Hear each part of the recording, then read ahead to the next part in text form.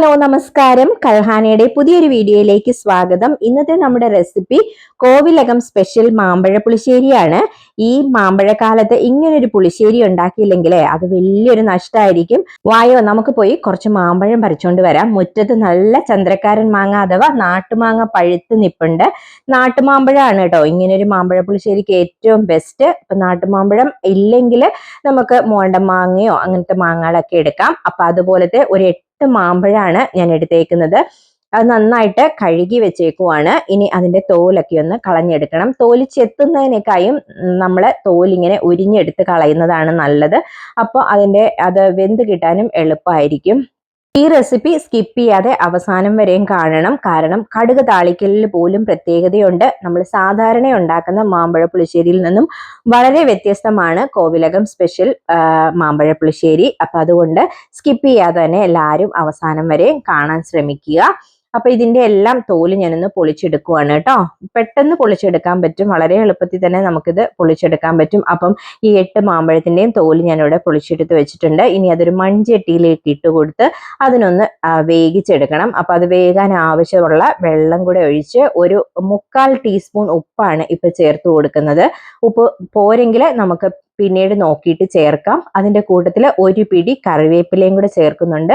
കറിവേപ്പിലയും കൂടെ ചേർത്ത് നമ്മളതൊന്ന് മൂടി വെച്ച് വേവിക്കാൻ പോവുകയാണേ. അതവിടെ നിന്ന് ഒന്ന് തിളച്ച് വരുമ്പോഴേക്കും നമുക്കതൊന്ന് തുറന്ന് നോക്കാം. തുറന്ന് നോക്കിയിട്ട് നമ്മൾ ആദ്യം ചേർക്കാൻ പോകുന്നത് കുറച്ച് ശർക്കരപ്പാനിയാണ്. ശർക്കരപ്പാനിയിൽ കിടന്ന് വേണം ഇനി അത് വേകാനായിട്ട്. ആ ശർക്കരപ്പാനിയിൽ കിടന്ന് അതൊന്ന് വരണ്ട് വരണം. അപ്പോഴാണ് ഈ മാമ്പഴ പുളിശ്ശേരിക്ക് നല്ല ടേസ്റ്റ് ഉണ്ടാകുന്നത്. അപ്പോൾ അതിൻ്റെ കൂടെ നമ്മൾ പച്ചമുളകൊന്നും ചേർക്കുന്നില്ല കേട്ടോ. ഈ കറിവേപ്പിലയും ഉപ്പും ശർക്കരപ്പാനിയും മാത്രമാണ്. അപ്പം അതെല്ലാം കൂടെ ഒന്നുകൂടെ മിക്സ് ചെയ്തിട്ട് നമ്മൾ ഒന്ന് അടച്ചു വെച്ച് വേവിക്കാൻ പോവുകയാണ്. നിങ്ങൾക്ക് അത് തുറന്ന് വെച്ചിട്ട് വേണമെങ്കിലും ഇളക്കി ഇളക്കി വേവിക്കാം. അപ്പം കുറച്ച് ഗ്യാസ് ലാഭമായിരിക്കും നമ്മളിങ്ങനെ മൂടി വെച്ച് വേവിക്കുമ്പോൾ. അതുകൊണ്ടാണ് ഞാനത് മൂടി വെച്ച് കൊടുക്കുന്നത്. അപ്പൊ അതിങ്ങനെ മാമ്പഴം ഇങ്ങനെ ആ ശർക്കരപ്പാനിയിൽ കിടന്ന് വരണ്ട് വരാൻ തുടങ്ങിയിട്ടുണ്ട്. അപ്പോഴേക്കും അതിലേക്ക് 1 ടേബിൾ സ്പൂൺ നെയ്യും കൂടെ ചേർത്ത് കൊടുക്കുന്നുണ്ട്. നെയ്യും കൂടെ ചേർത്തിട്ടാണ് ഇനി നമ്മൾ വേവിക്കാൻ പോകുന്നത്. നെയ്യും ശർക്കരപ്പാനിയും എല്ലാം കൂടെ ആകുമ്പം ഇതിൻ്റെ ഒരു പ്രത്യേക ടേസ്റ്റും മണവും ഒക്കെയാണ് കേട്ടോ. ഇപ്പൊ തന്നെ ആ മാമ്പഴം വെന്തേന്റെ നല്ല മണം വരുന്നുണ്ട്.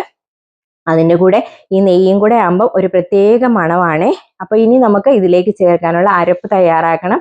അതിനായിട്ട് അരമുറി നാളികേരം ചിരകിയതും 1/2 ടീസ്പൂൺ മഞ്ഞൾപ്പൊടിയും 1 ടീസ്പൂൺ മുളക് പൊടിയും 1 കപ്പ് തൈരുമാണ് എടുത്തേക്കുന്നത്. ഈ തൈര് നമ്മൾ ഈ അരപ്പിന്റെ കൂടെ അരച്ച് ചേർക്കുകയാണ് ചെയ്യുന്നത്. ഇത് നമ്മുടെ മാമ്പഴം എല്ലാം നന്നായിട്ട് വെന്ത് വന്നിട്ടുണ്ട്. ഈ സമയത്ത് നമ്മൾ അരച്ച് വെച്ചേക്കുന്ന അരപ്പും കൂടെ ചേർത്ത് കൊടുക്കുകയാണ്. ഈ അരപ്പിൽ നമ്മൾ ജീരകമോ ഉള്ളിയോ വെളുത്തുള്ളിയോ ഒന്നും ചേർക്കുന്നില്ല കേട്ടോ. ഞാൻ ഈ കാണിച്ച സംഭവങ്ങൾ മാത്രമേ അരച്ചിട്ടുള്ളൂ.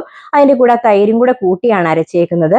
അത് നമ്മൾ ഈ മാമ്പഴ പുളിശ്ശേരിയിലേക്ക് മാമ്പഴ കഷ്ണങ്ങളിലേക്ക് ചേർത്ത് കൊടുത്തിട്ട് അതൊന്ന് തിളയ്ക്കുമ്പോഴേക്കും ഇനി നമുക്കൊരു താളിപ്പ് തയ്യാറാക്കണം. താളിപ്പിനായിട്ട് നെയ്യാണ് എടുത്തേക്കുന്നത്. 1 ടേബിൾ സ്പൂൺ നെയ്യാണ് എടുത്തേക്കുന്നത്. നെയ്യ് ഒന്ന് ചൂടായി വന്നപ്പോഴേക്കും അതിലേക്ക് 1/2 ടീസ്പൂൺ കടുകും 1/2 ടീസ്പൂൺ ഉലുവയുമാണ് ഇട്ട് കൊടുത്തേക്കുന്നത്. അതിലേക്ക് 2-3 വറ്റൽ മുളകും കുറച്ച് കറിവേപ്പിലയും കൂടി ഇട്ട് നന്നായിട്ട് അതൊന്ന് ഫ്രൈ ആയി കഴിയുമ്പോൾ നമ്മുടെ ഈ മാമ്പഴ പുളിശ്ശേരിയിലേക്ക് ഒഴിച്ചു കൊടുക്കുകയാണ് ചെയ്യുന്നത്. ഇത് ഒരു കട്ടി പുളിശ്ശേരിയാണ്. ലൂസായിട്ടല്ല നമ്മളിത് ഉണ്ടാക്കേണ്ടത്, നല്ല കട്ടിക്കാണ് ഉണ്ടാക്കേണ്ടത്. ഈ കടുക് താളിച്ച് കഴിഞ്ഞിട്ട് ഒരു 1/2 മണിക്കൂർ അത് മൂടി വെച്ച് കഴിഞ്ഞിട്ട് വേണം നമ്മളിത് സെർവ് ചെയ്യാൻ. അപ്പോഴാണ് അതിന്റെ ശരിക്കുള്ള ടേസ്റ്റ് അറിയാൻ പറ്റുന്നത്. അപ്പൊ ഈ ഒരു പുളിശ്ശേരി നിങ്ങൾ ഇതുവരെ ട്രൈ ചെയ്ത് നോക്കിയിട്ടില്ലെങ്കിൽ ഒന്ന് ട്രൈ ചെയ്ത് നോക്കണം. ഇങ്ങനെ ഒരു പ്രാവശ്യം ഉണ്ടാക്കി കഴിഞ്ഞാൽ പിന്നെ നിങ്ങൾ ഇങ്ങനെയേ ഉണ്ടാക്കുകയുള്ളൂ. അപ്പൊ thank you for watching. By.